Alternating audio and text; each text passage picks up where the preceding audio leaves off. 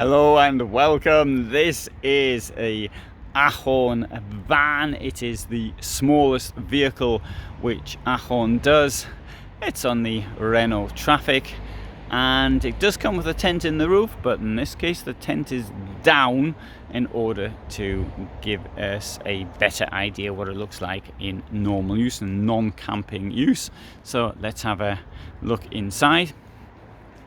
So this is what I call the VW camper van style. Obviously it's not a VW, but you get the point, or you possibly get the point anyway. So up here what we've got is 2 burners and a sink. So that's it. Obviously the burners are quite close together, so you probably won't be able to use one anyway in any one go. Here we've got a fridge, which is quite a cute little fridge. Works off the battery only. I'll turn this on. It's not on, but this is your electric panel, and from there you can turn on the internal lights, the water pump and other things. You see there's no electricity here at the moment. 230 volts, that will work on hookup, and we've got some little places to keep things in down here. That's your gas for the cooker and water for that matter. We've got some stuff here, some insulation curtains they call it, isothermic curtains. Well, they do come in handy actually, because one of the things these curtains do is they stop condensation forming on the inside of the vehicle. As you can see, and as you'd expect a vehicle like this, there are these guide rails down here. There's also, this comes out as well should you need it. Space on either side, and one of the advantages of having space on either side is that you can either get a box or your luggage will go in there. And there's some companies actually that manufacture these chairs which supply luggage which will actually fit in there. There we have a ladder to allow us to get into the tent in the roof. As you can see, it's got a Fiat awning to it.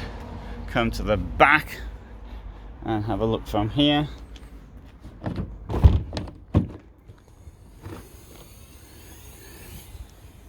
So table is here. The table will fit down the front when it's in use, but as you can see it very neatly fits onto the back there.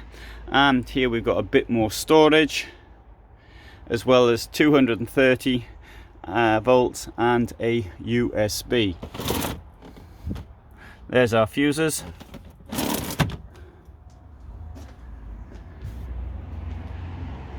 And there's a water dump for the water.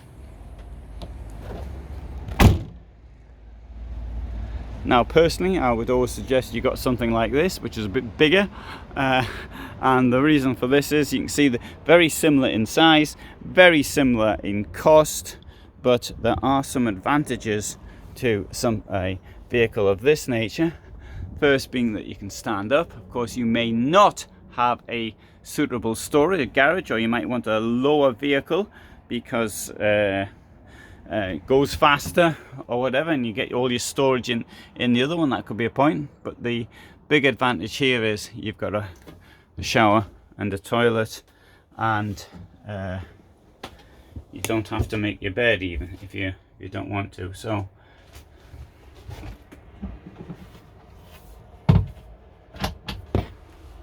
that's why I suggest something of this nature as being more suitable. But I do appreciate the reasons why somebody might prefer to have a smaller vehicle. And particularly if you live in a city and you have an underground car park, as I did in Warsaw, and therefore what you need is something like this. In the summer you can sleep in the tent and as well. So thanks for watching, hope you found that interesting, and if you did then you might want to subscribe. There'll be more information in the description, and so you can go there and have a look should you need to have any more information. This is at Mülheim, which is near Düsseldorf, and on this street, Kölner Straße, there is the largest selection of motorhomes in any one place that I know of in Europe, and possibly even the world, although I suspect there's a place in the United States where there's more. Thanks for being here with me today, and all the best from Germany.